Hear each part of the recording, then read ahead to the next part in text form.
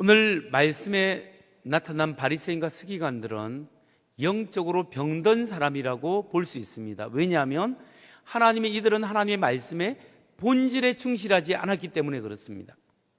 그래서 오늘 우리는 이 말씀을 통해서 우리가 영적으로 건강한 삶을 살려고 하면 어떻게 해야 하는가? 만일 내가 영적인 질병이 들었다면 어떻게 치유해야 할 것인가? 여기에 대해서 말씀을 통하여 살펴보려고 합니다. 먼저 우리 그리스도인들이 영적으로 건강하게 살려고 하면 어떻게 해야 하겠습니까? 영적인 건강을 유지하기 위해서는 첫째, 하나님의 말씀으로 모든 판단의 기준을 삼아야 한다는 겁니다. 우리가 내리는 모든 판단의 근거를 하나님의 말씀의 기초를 두어야 한다는 것이죠. 바리새인들이 예수님께 찾아와서 예수님의 제자들이 장로들의 전통을 어겼다고 이야기합니다. 왜 당신들은 빵을 먹을 때 손을 씻고 먹지 않느냐? 이것은 깨끗하게 하고 밥 먹을 때 우리가 손 씻고 먹지 않습니까? 위생의 문제가 아니고 이것은 정결의 문제예요. 정결 예식의 문제예요. 이게 어떻게 생겼냐면 이 사람들이 원래 하나님께서 거룩한 삶을 살라고 했을 때 하나님의 말씀에 사람들이 그 말씀을 지키기 위해서 구체적인 실천 사항을 만들었어요. 실천 사항을 만들었는데 사실은 이 실천 사항이 왜 있냐면 하나님의 말씀을 잘 지키기 위해서 있는 거예요. 그 중요도를 따지면 본질, 하나님의 말씀이 중요하잖아요. 근데 사람들이 그게 부칙을 만들어서 이렇게 실천 사항을 만들어 보니까 나중에는 이것이 전통이 되었고 그 후대에는 하나님의 말씀보다 이 부칙이 더 관심이 많고 이게 더 중요하게 된 거예요. 지금 하나님 앞에 거룩하게 살기 위해서 정결예법으로 음식을 먹을 때 손을 씻고 먹는 이것 전통을 만들었는데 이것보다 더 중요한 게 뭐냐면 하나님의 말씀의 본질을 지키는 게 더 중요해요. 근데 사람들은 이 하나님 말씀의 본질보다는 자기의 전통을 더 우선시한 겁니다.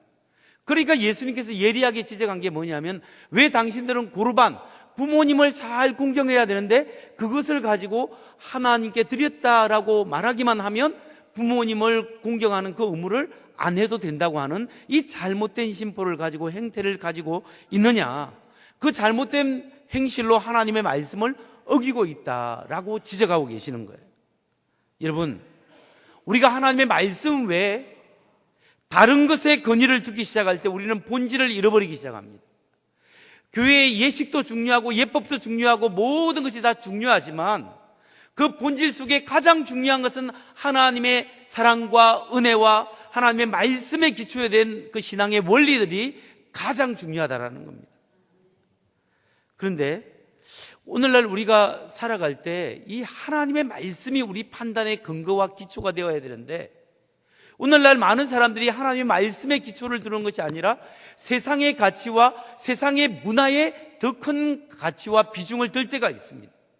심지어 우리 크리스찬들조차도 세상 문화에 의해서 하나님 말씀을 판단하려고 하는 사람들이 지금 많이 생겨나고 있죠.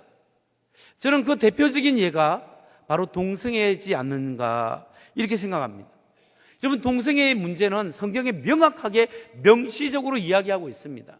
그것은 죄다, 하나님 앞에 가증한 것이다 라고 말씀하고 있습니다. 그런데 오늘날 많은 신학자와 많은 사람들이 이 말씀을, 명시적인 말씀을 뒤틀어버리는 거죠. 그래서 그렇지 않다라고 해석을 해보는 거죠. 여러분, 사실 우리가 인권을 중요하게 여기고 소수자의 인권을 중요하게 여기려고 하면 정말 우리 사회가 한 부모 가정, 싱글 맘이나 혼자서 사는 그리고 아이를 기르는 사람의 그 가정에 걸리든지 혼자서 살아가는 그 어리게 사는 노인들의 복지 문제든지 또는 조손 가정, 할머니와 아이가 손자가 살아가는 그 어려운 가정들 또 장애인들의 권리, 인권 이런 것들을 더 국가정책위원, 인권정책위원회에서 더 신경을 쓰고 더 많이 우리 사회가 생각을 해야 되는 겁니다. 사실 동성애 문제는 인권의 문제가 아니라 일탈의 문제라고 저는 그렇게 보여집니다. 그렇다고 해서 우리가 그런 사람을 혐오하거나 미워하라는 뜻이 아니죠. 잘못된 것이 잘못됐다고 말할 수 있는 권한도 보존되어져야 한다는 겁니다. 여러분, 오늘날 우리가 살아가는 시대는 정말로 영적인 분별력이 필요합니다. 세상을 살아가는데 하나님의 말씀의 원리와 기준으로 판단하는 그 능력을 우리가 좀 배양하고 배워야 합니다. 여러분, 무신론 세계에 있어서 무신론자들은 궁극적으로 옳고 그름을 말할 수가 없어요. 여러분, 무신론이나 종교적 상대주의나 도덕적 상대주의는 그 특징이 뭐냐면 절대적으로 옳은 것이 없다고 생각합니다. 그러면 절대적으로 옳은 것이 없으면 무엇이 옳으냐면, 옳은 것은 사회 문화마다 다 다르고 역사마다 다 다르다. 문화적으로 다르고 사회마다 다르기 때문에 절대로 옳은 것은 없다라고 이야기합니다. 근데 여기에 모순점이 뭘까요? 절대 진리는 없습니다. 진리란 문화마다 다르고 사회마다 다릅니다 라고 이야기한 그 말은 절대로 옳다고 우리에게 믿으라고 주장하고 있는 거예요.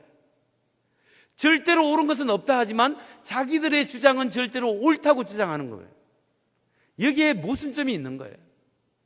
여러분, 우리 기독교는 하나님이 계시고 세상을 창조하신 하나님이 계시고 그 하나님의 속성이 성경을 통해서 볼 때 선하시는 거예요. 하나님은 도덕적으로 선하고 절대적 기준이 되시는 겁니다. 하나님은 어제나 오늘이나 내일이나 변치 않는 기준되는 도덕성을 가지고 계십니다. 그렇기 때문에 문화마다 상황마다 다른 것이 아니라 어제나 오늘이나 내일이나 똑같은 절대적 기준이 되신 그 하나님이 계시고 그 하나님이 우리에게 도덕적에 대해서 말씀을 하셨기 때문에 이 하나님의 말씀과 하나님의 절대적 선에 견주어봐서 어떤 것이 옳고 그르다고 판단할 수 있는 거예요.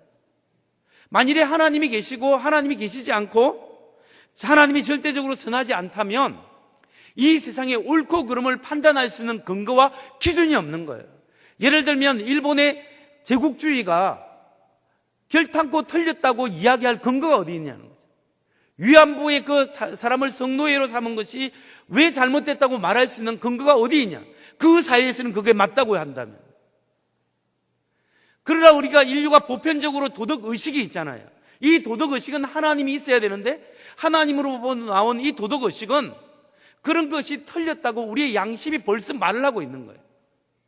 하나님이 없으면 객관적으로 옳고 그름을 말할 근거가 없다라는 거예요. 하나님이 계시기 때문에 옳고 그름을 말할 수 있고 하나님이 말씀하신 이 말씀이 우리에게 진리로 다가올 수 있습니다. 그렇기 때문에 히브리서 4장 12절에서는 이렇게 말씀합니다. 히브리서 4장 12절 한번 볼까요? 하나님의 말씀은 살아있고 힘이 있으며 어떤 양날 칼보다 날카로워서 사람 속을 꿰뚫어 혼과 영을 갈라내고 간절과 골수를 갈라놓기까지 하며 마음에 품은 생각과 의향을 가려냅니다. 하나님의 말씀은 살아있고 힘이 있어서 어떤 칼보다 예리해서 인간의 마음속에 있는 모든 것을 다 분석하고 알고 있다는 거예요.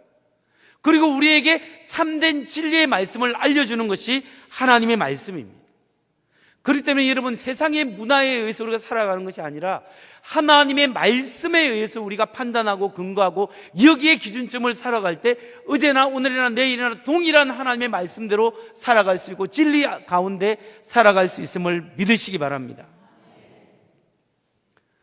두 번째로, 우리가 영적으로 건강한 삶을 살려고 하면 어떻게 해야 하겠습니까? 두 번째 방법은 좋은 마음, 부드러운 마음을 가져야 합니다. 하나님의 말씀에 근거해서 우리가 부드럽고 좋은 마음을 가질 때 우리가 영적으로 건강할 수 있어요.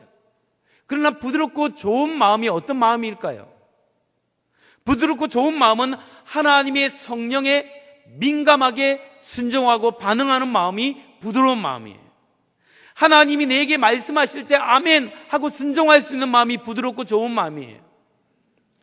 바리새인과 서기관들의 주장이 오늘 본문에 나오는데요, 그 사람들이 뭐가 문제가 되냐면 마음이 굳어 있습니다. 마음이 굳어 있어서 하나님의 말씀이 그 심령 속에 들어갈 틈이 없는 거예요. 자기들의 종교의식과 자기의 전통과 자기 생각에 가득 차서 그 쓸데없는 그 부차적인 것을 중요하게 여기기 때문에 본질적인 말씀이 그 속에 들어가지 않는 거예요. 그래서 이 바리새인과 서기관들이 마태복음과 마가, 누가, 요한복음에서 계속적으로 강조하는 것이 뭐냐면, 예수님께서 지적하는 것은 뭐냐면, 너희는 외형적인 규칙이나 구범이나 어떤 율법을 지킴으로 내면의 깨끗함, 정결의식을 행하려고 한다. 그러나 순서와 방법이 잘못됐다. 예수님이 말씀하시는 뭐냐면, 내 마음이 바뀌어야 한다. 너희 심령이 바뀌어야 한다. 마음과 심령이 바뀜으로, 그러므로 의해서 외형적인 게 바뀔 때 사람이 온전히 바뀔 수 있다는 거예요. 그래서 바리새인의 문제가 뭐냐? 마음이 삐뚤어져 있다는 거예요. 예수님이 이 마음의 문제를 지적하는 거예요. 성경은 우리 인간의 마음, 이게 영혼이에요. 마음이 우리의 영혼을 대표하는데, 이 마음의 문제를 계속해서 지적하는데, 예레미야 17장 9절을 보입니다. 이 말씀에 보면, 만물보다 더 거짓되고 아주 썩은 것은 사람의 마음이니 누가 그 속을 알 수 있겠습니까? 만물보다 더 심히 부패한 것은 인간의 마음이다, 이렇게 말씀합니다. 에스겔서 18장 31절 보겠습니다. 너희는 너희가 지은 죄를 모두 너희 자신에게서 떨쳐내버리고 마음과 영을 새롭게 하여라. 이스라엘 족속아, 너희가 왜 죽고자 하느냐? 지금 이 말씀의 배경들을 자세히 읽어보면 그 핵심은 뭐냐면, 하나님의 마음, 하나님을 떠난 마음은 제약된 마음이고, 그 마음은 곧 죽을 수밖에 없는 마음이라는 거죠. 하나님을 떠난 마음은 악한 마음이고 죽게 되기 때문에 그 악한 마음을 버려라. 하나님께 가까이 나오라. 지금 그 말씀을 하는 거죠. 예수님은 이렇게 사람의 마음이 하나님을 떠나 있을 때 악한 마음이 될 수 있다는 것을 아시기 때문에 마태복음 15장 18절로 19절에서 우리에게 이렇게 말씀하십니다. 같이 한번 읽어볼까요? 시작. 그러나 입에서 나오는 것들은 마음에서 나오는데 그것들이 사람을 더럽힌다. 마음에서 악한 생각들이 나오는데 곧 살인과 간음과 음행과 도둑질과 거짓과 비방이다. 거짓 증언과 비방이다.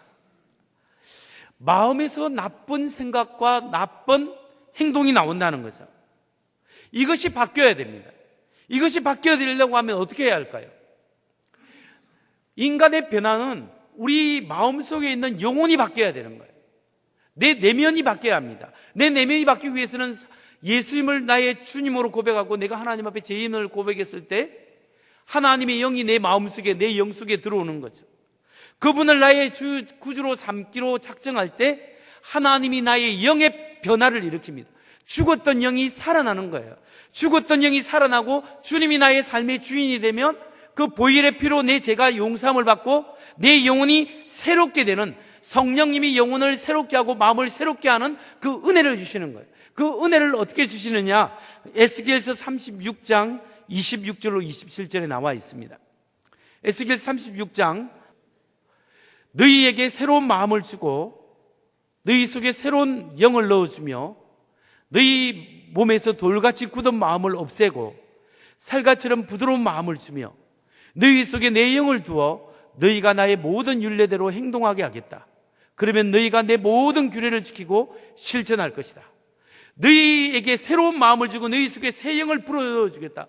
예수 믿을 때 하나님이 내 마음속에 새 영, 성령을 주시는 거죠. 이 성령이 나의 옛 마음을 제거해버리고 굳은 마음을 제거해버리고 하나님 앞에 순종할 수 있는 부드러운 마음을 주셔요. 그러면 내 영혼이 살아있는 거예요. 이 영혼이 살아있으면 전에는 기도하고 예배드리고 이렇게 교회 가는 게 너무 지겨웠는데 이제는 예배드리는 게 너무 좋은 거예요. 하나님께 봉사하는 게 의무가 아니라 기쁨과 은혜가 있기 때문에 하나님 앞에 충성하고 하나님 앞에 드려지는 삶을 살려고 하는 것이 내면의 변화로부터 일어난다는 거예요. 여러분, 우리가 예수 믿을 때 하나님이 나의 영혼을 변화시킵니다.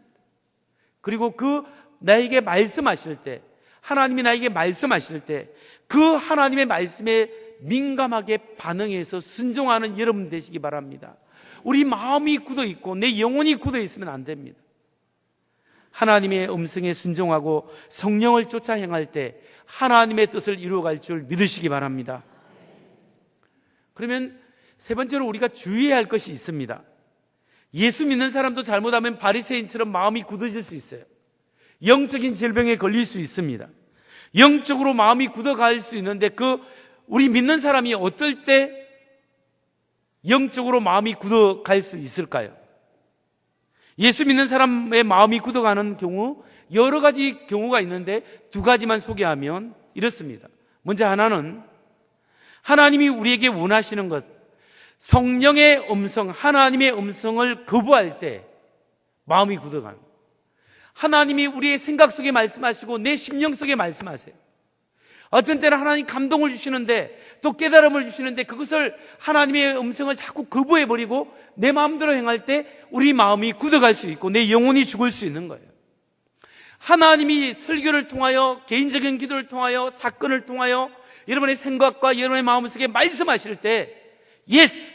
주님 비록 내 생각과 내 뜻과 내 의지와 다르지만 하나님의 말씀이 그렇다면 그대로 살겠습니다.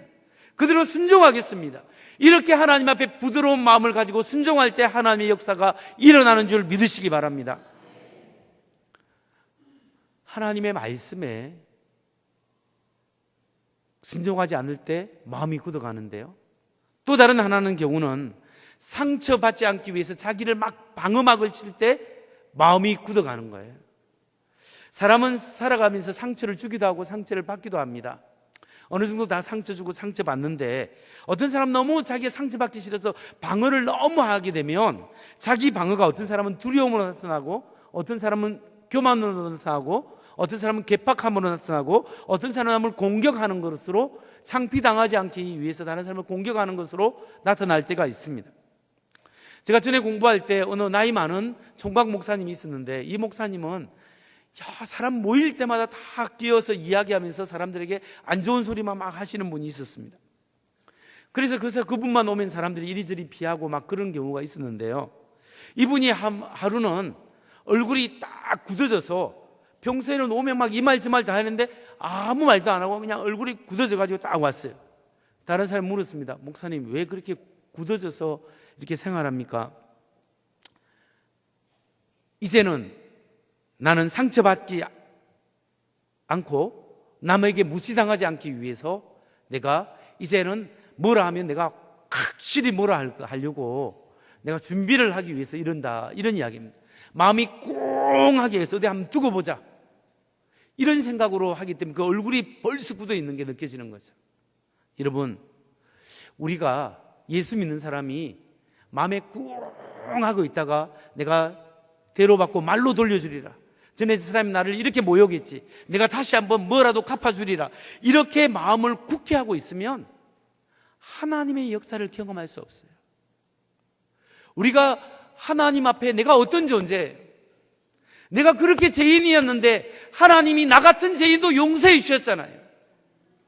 내가 다른 사람이 그렇게 상처를 했는데 하나님이 나의 상처를 치유하시고 나의 죄악을 용서하셨기 때문에 그 하나님의 용서로 나도 다른 사람을 용서할 수 있고 나도 실수할 수 있는 사람이라는 것을 인정할 수 있어야 됩니다.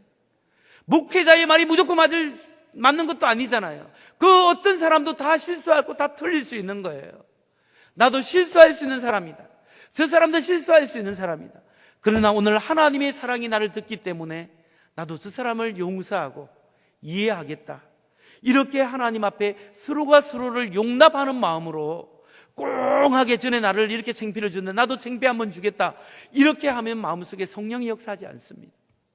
하나님, 이렇게 부족한 마음속에, 이렇게 좀생이 같은 이 좁은 마음속에 하나님 좀 은혜를 부으셔서 내 마음을 넓혀주시고 내가 저 사람 보면 마음이 부담스러운데 저 사람까지 사랑할 수 있도록 주님 내 마음에 인도하시고 평안함을 주옵소서. 내가 이렇게 부족한 사람입니다. 이런 마음을 가진 사람이 부드러운 마음이에요. 하나님이 이런 마음을 다 알고 계시는 거예요. 왜 그 사람이 억울하고 그 사람의 아픈 상처를 왜 모르겠어요?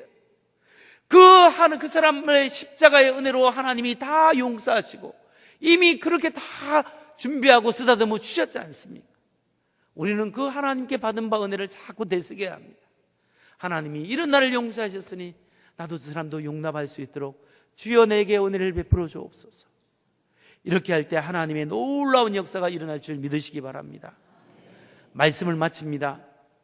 성도 여러분, 우리가 신앙생활하면서 바리새인처럼 본질을 잃어버리면 영적으로 병든 사람이 돼요. 본질은 뭐냐면 하나님의 말씀의 원리예요. 기독교는 사랑이다. 하나님이 사랑이심이라. 이게 위대한 게예요.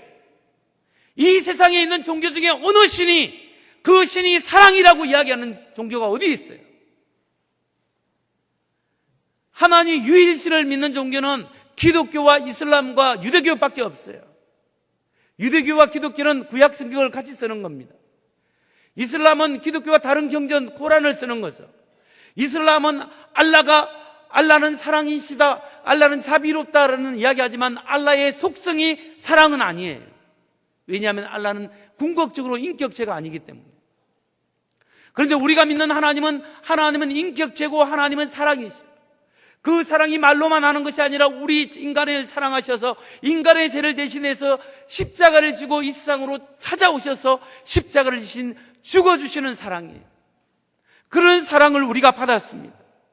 그 사랑을 받은 그 위대한 하나님의 은혜와 하나님의 사랑을 받은 사람이, 우리가 그 사랑을 받았기 때문에 우리가 판단하고 살아가는 그 근거를 어디에 두느냐? 하나님의 사랑이 기초된 이 말씀을 두고 살아가는 거예요.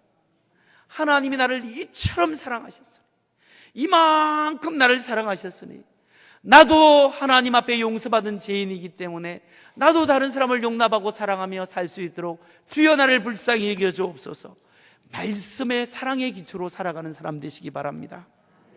뿐만 아니라 이 말씀을 기초해서 살아갈 때 성령께서 분명히 여러분의 마음속에 감동을 주시고 생각 속에 하나님의 생각을 주실 것입니다.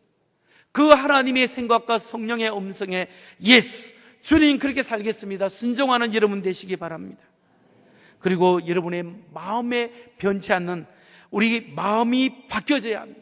하나님 앞에 제약된 마음, 굳어있는 마음, 이 모든 교만한 마음을 버리고 주님, 내 영혼이 병들지 않도록 주님 도우시고 내 영혼을 대표하는 이 마음이 하나님 앞에, 사람 앞에 부드러운 마음 될 수 있도록 주님 나를 도우시고 이 속에 하나님의 정결함과 은혜와 은총을 더하여 주옵소서. 기도하시기 바랍니다. 바리새인들이 굳은 마음을 가지고 하나님 앞에, 사람 앞에 나아갔을 때 예수님께서 그들을 향해서 지적하고 이렇게 말씀하십니다. 마태복음 15장 8절 9절.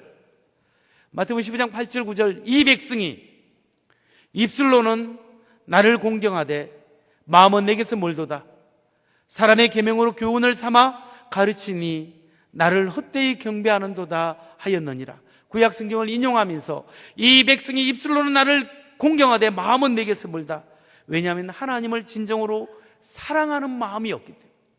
여러분, 우리가 사랑 없이 다른 사람을 대할 수 있어요. 그러나 하나님께서 우리에게 요구하는 것은 사랑하는 마음으로 경배하라는 거죠. 하나님을 사랑하기 때문에 나아오라는 거예요. 그 사랑으로 다른 사람을 사랑해야 하는 거죠. 마음에서 자발적으로 기쁨으로 하지 않는 것은 하나님을 경배하는 것이 아닙니다. 무엇이든지 하나님을 사랑하는 마음 없이 하나님께 영광 돌릴 것은 아무것도 없어요. 여러분이 아무리 헌신하고 아무리 하나님 앞에 드려도 하나님의 그 받은 바 은혜와 그 사랑 때문에 내가 하지 않으면 아무런 소용이 없는 거예요. 내가 정말 부족하고 연약해도 하나님께 받은 그 사랑과 그 은혜 때문에 내가 경배하고 예배하고 이 몸들여 내가 할 일을 찾아서 하나님 앞에 헌신하고 봉사한다면 그것이야말로 하나님께서 가장 기뻐 받아주실 것이라는 겁니다. 여러분, 우리 기독교 신앙에는 우리의 영혼, 우리 마음이 중요합니다. 이 마음속에 하나님의 은혜가 있어야 되고 이 마음으로 하나님을 깊이 사랑하고 사람을 마음으로 사랑하는 우리 모두가 되기를 주의 이름으로 축원합니다. 주님.